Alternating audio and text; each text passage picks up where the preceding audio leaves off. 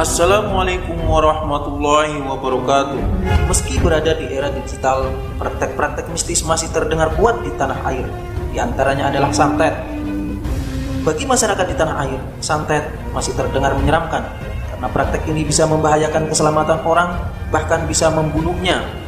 Beberapa kasus tak hanya menimpa masyarakat umum, bahkan pejabat dan kalangan artis pun tak sedikit yang mengaku terkena santet. Santet masih termasuk bagian praktek sihir, sebuah fenomena yang tak pernah lekang dimakan zaman. Semua bangsa di dunia mengenal praktek sihir ini. Ketika seseorang tertimpa sesuatu penyakit yang tidak diketahui asal-muasalnya, banyak yang menganggap ini karena santet atau sihir. Jika seorang suami atau istri tiba-tiba berubah rasa cinta pada pasangannya, secara tiba-tiba banyak juga yang mengkaitkannya dengan sihir. Maka amat disayangkan jika kemudian harus mencari penyelesaiannya yang sama dengan anggapannya, yaitu dengan sihir pula. Dengan begitu, kita seringkali terjebak pada praktek yang sebenarnya ingin kita hindari, tapi karena tak mengerti justru larut dalam lingkaran praktek ini. Praktek sihir, teluh, ataupun santet bukan semata-mata isapan jempol. Hal gaib ini memang ada di sekitar kita. Terbukti dari keberadaan benda-benda yang digunakan dalam praktek sihir ini. Koleksi benda-benda ini hasil sitaan dari para dukun santet ini disimpan di Museum Dr. Adiatma di Surabaya. Hal ini membuktikan bahwa praktek santet itu ada dan nyata. Para ulama mengambil hikmah dari peristiwa ini sebagai tuntunan yang diberikan Rasulullah kepada umatnya, bahwa saat terkena sihir, Rasulullah tidak meminta pertolongan kepada tukang sihir atau dukun. Jika sihir menimpa beliau, tetapi Rasulullah SAW meminta pertolongan kepada Allah Subhanahu wa Ta'ala. Allah Ta'ala telah tegaskan dalam firman-Nya, dan tukang sihir itu tidaklah menang dari manapun datangnya.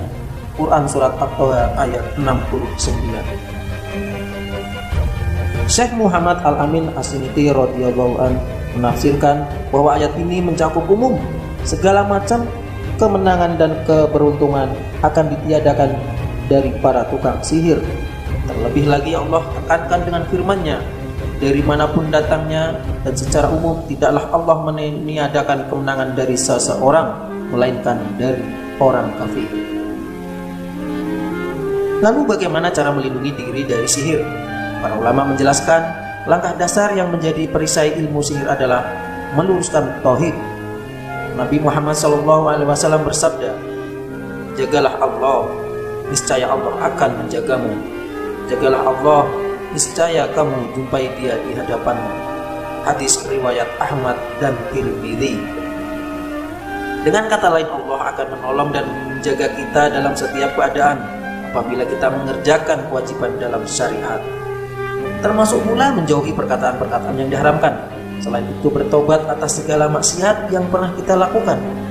Juga menjadi berlindung dari pengaruh buruk termasuk sihir dan santet.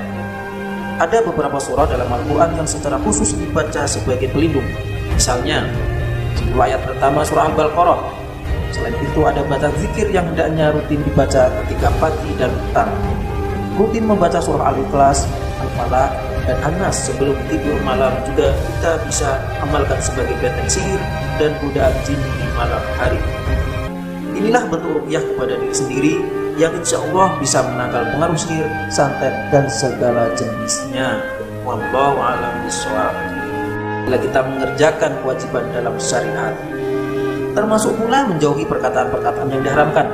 Selain itu, bertobat atas segala maksiat yang pernah kita lakukan.